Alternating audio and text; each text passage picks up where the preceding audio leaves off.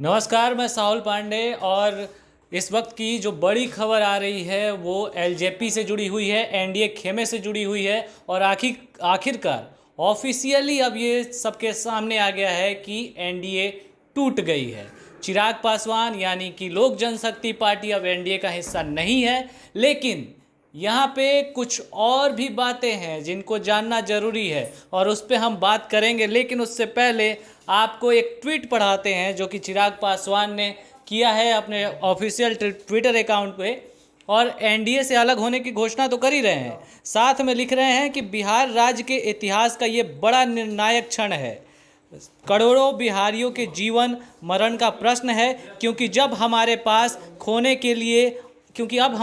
खोने के लिए और समय नहीं है।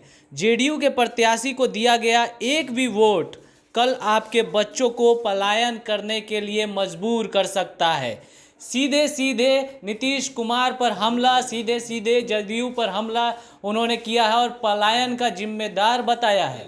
लेकिन इसके अलावा उन्होंने एक और इंटरव्यू भी दिया है, आज पहला इंटरव्यू दिया है एनडीए से अलग होने के बाद, और उस इंटरव्यू में वो कहते हुए नजर आए कि वो प्रधानमंत्री मोदी के विजन से संतुष्ट हैं और ये तक भी कहा है कि बिहार में अगली सरकार लोजपा और बीजेपी की बनेगी। तो क्या नीतीश कुमार बाहर हो गए?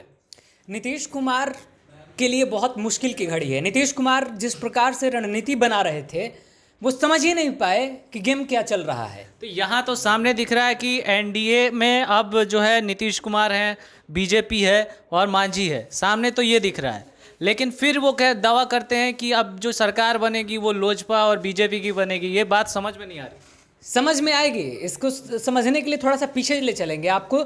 2005 में किंग मेकर की भूमिका चिराग पासवान के पिता और एलजेपी के सुप्रीमो उस वक्त हुआ करते थे रामविलास पासवान ने निभाया था। सरकार बदली, जमाना बदला, विकास की गति आई और विकास हुआ भी, लेकिन जिस अनुपात में होना चाहिए था उस अनुपात में नहीं हुआ। अब जो चिराग हैं ये बुनियादी मुद्दे को उठा चुके हैं और जनता को भी लगता है, अगर हम ये बोलें कि ये रेड कलर आप पर अच्छा नहीं लगता है तो हो सकता है कुछ लोग इससे असहमत हो जाएं, लेकिन हम ये बोलें कि ये कपड़ा आपके पहनने के लायक ही नहीं है, आप क्यों पहने हैं, तो उससे इत्तेफाक रखने वाले लोगों की तादाद बेहद ज़्यादा हो जाती है। अब ऐसे में चिराग पासवान जिन मुद्दों को लेकर लगातार मुख्यमंत्री पर हमलावर पहले रहे हैं, जनवरी महीने से ही कह सकते हैं, वो अब नीतीश कुमार के लिए मुश्किल बन चुका है। आपको हैरान करने वाली बात बता देते हैं कि नेशनल मीडिया टेलीविजनों पर जो चलाया जा रहा था उसके अनुसार हम बात कर रहे हैं।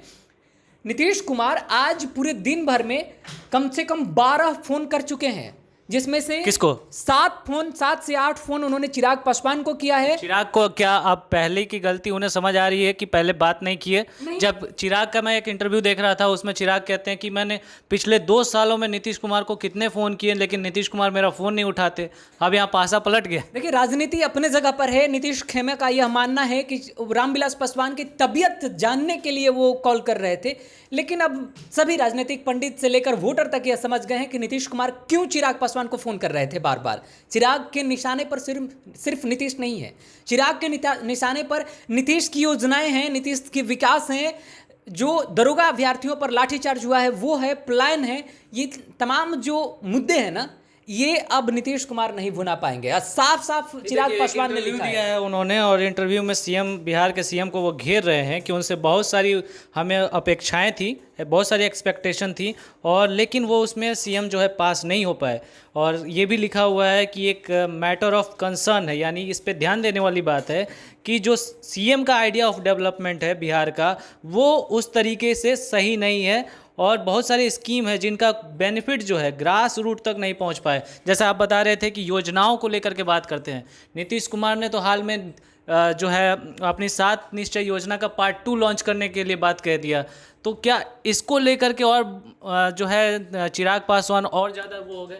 क्यों? पहले से जो है लगातार 7 निश्चय को लेकर के बात कर रहे थे। क्यों पार्ट 2 में अब लूटने के लिए कुछ नहीं बचा है क्या कि पार्ट 2 लाएंगे? पार्ट 1 में ज़्यादा ही लूट चुके हैं। ये तो जनता भाई बोल रही है, जमीनी हकीकत। चिराग पासवान खुली चुनौती दे रहे हैं, नंगी चुनौती है जदयू के लिए। आप जाइए धरातल पर देखिए कहाँ क्या हुआ है।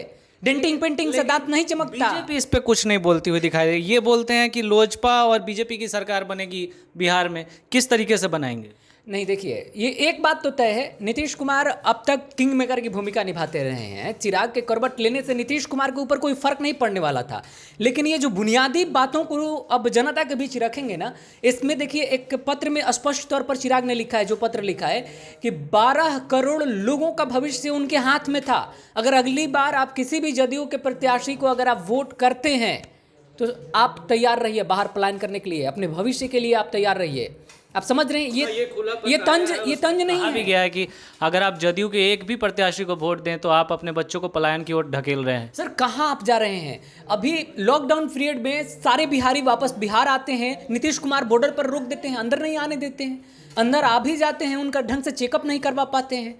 अगर उनके पास अभी का मौजूदा कहाँ नीतीश कुमार से कहाँ चूक हो गई अपने ही सहयोगी से, जिसको पहले ही से जदयू जो है बताती रही कि हमारा गठबंधन नहीं है, हमारा गठबंधन तो उनके साथ नहीं है, उनका गठबंधन बीजेपी से है। और अब कहीं ना कहीं जो जैसी स्थिति दिख रही है, जब एलजेपी बाहर हो गई है, तब किस बात की छटपटाहट दिख रही है जदयू? देखिए हमने पहले वाली वीडियो में भी ये बातें की है, पहले भी हम लगातार यह बताते रहे हैं अपने दर्शकों को कि यह मसला सीट का नहीं है, यह मसला एजेंडे का है। यह मसला अब वो चिराग जो हैं अपने तरफ से इसे बिहार का विकास बता रहे हैं, लेकिन मसला महज एजेंडे का है, महज बुनियादी ढांचों का है कि सब मिल बैठ कर तय करेंगे। अगर 2005 वाली स्थिति बन गई तो क्या चिराग किंग मेकर बनेंगे या बिहार में किंग बनेंगे, क्या लगता है?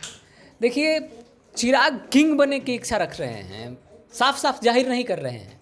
इन्हें पता था एनडीए गठबंधन इनके चेहरे को आगे कभी नहीं करेगा, इसलिए ये खुद आगे हुए, बाहर निकले, आगे हुए।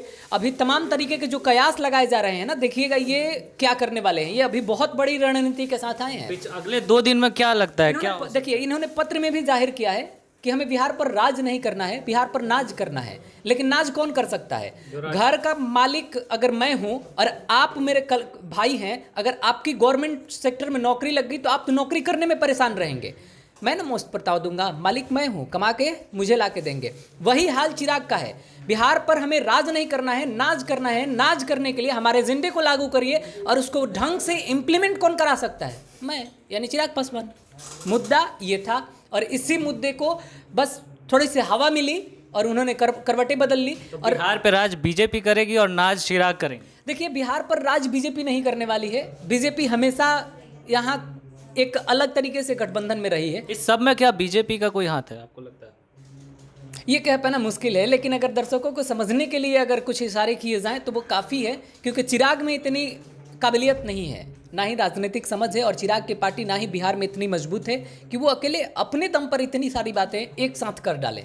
तो ये नहीं, बहुत कुछ चल रहा है, और अगले 2 दिन में और भी बहुत कुछ देखने को मिलेगा। भले ही चिराग एनडीए से बाहर हुए हैं, लेकिन अभी और ड्रामा बाकी है एनडीए के अंदर, क्योंकि नीतीश कुमार जो है चिराग के बाहर जाने से अब कहीं ना कहीं छटपटाने लगे हैं। उन्हें डर सता रहा है कि उनका एक बढ़िया सहयोगी, मैं एलजेपी की बात नहीं कर रहा, मैं बीजेपी की बात कर रहा हूँ, कि कहीं ना कहीं बीजेपी को अब विश्वास नहीं है जदयू पर, और इसी चक्कर में पीछे से कुछ ना कुछ राजनीति चल रही है। दर्शकों को एक बात बताइए, बीजेपी किसी के चेहरे पर विश्वास नहीं करती है। हमने बहुत दिन पहले एक खबर दिखाया था, बहुत दिन क्या मुझे लगता है 20 दिन हो गए होंगे, हमने एक बाखूबी खबर दिखाया था, लगभग सारे चैनलों ने भी दिखाया था। बीजेपी 3 तरीके का सर्वे करवाती है, जिसमें से एक सर्वे उसके निम्न स्तर का होता है, मतलब कि उसके कार्यकर्ता करते हैं, उसके जो प्रमंडल कह रहे हैं, मतलब जो ब्लॉक के जो प्रभारी होते हैं वो उनके द्वारा कराया जाता है, और उसके लिए एक कार्यकारिणी की टीम अलग से बनाई जाती है। 90 लोगों की टीम पिछले लॉकडाउन के बाद से, जब से अनलॉक होना शुरू हुआ, तब से 90 लोगों की टीम बिहार में सर्वे करती है, और उस सर्वे में ये निकल कर आता है कि नीतीश के चेहरे पर और विकास के नाम पर लोगों में नाराज़गी है। बीजेपी आखिर ये सर्वे क्यों करवाती है, क्यों करवाती है ये आप जान गए, और जो रिपोर्ट आया उस पर बात होने लगी। तभी हर वक्त सीटों को लेकर के नहीं बात फंस रहा अभी था। मैं कह रहा हूँ कि अंदर खाने कुछ ना कुछ चल रहा है भीतर से, और उस खेल को शायद जदयू नहीं समझ पाए। नीतीश कुमार जो कि सोशल इंजीनियरिंग करने में माहिर माने जाते हैं, वो शायद समझ नहीं पा रहे हैं। और अभी 2 दिन में और भी बहुत कुछ देखने को मिलेगा। फिलहाल चिराग पासवान ने ऑफिशियली ये बातें सामने रख दी हैं कि बिहार वो को तीसरा मिल गया। एनडीए से बाहर हो गए, और तीसरा मिल गया, बिहार को तीसरा मोर्चा मिल गया। तीसरा तीसरे मोर्चा विकल्प की बिहार में, तलाश थे, मिला। जिस मोर्चे की तलाश में थे वो मोर्चा मिल गया है। लेकिन ये मोर्चा चुनाव के बाद क्या करेगा, चुनाव के बाद क्या करेगा, ये बड़ी चीज़ें हैं देखने वाली, जो कि चुनाव के बाद हम सबको पता चलेगी। यानी इस बार का बिहार का चुनाव खासतौर पे एनडीए को लेकर के कुछ अलग ही रंग में चल रहा है। तो आगे की जो और जानकारी होगी वो लेकर के हम आपके बीच जरूर आएंगे। फिलहाल इस रिपोर्ट में इतना ही। धन्यवाद।